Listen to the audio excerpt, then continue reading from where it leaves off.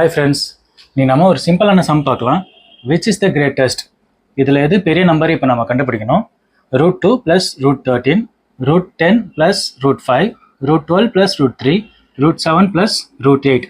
இப்போ நம்ம இந்த 2 13 ப்ளஸ் பண்ணணும். 2 + 13 15.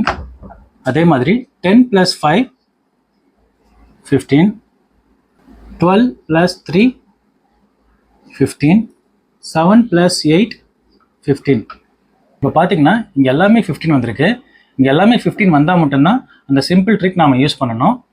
அடுத்ததாக இந்த 2யும் 13 நம்ம இப்போ பெருக்கணும். 2 × 13 26. சேம் 10 × 5 50. 12 × 3 36.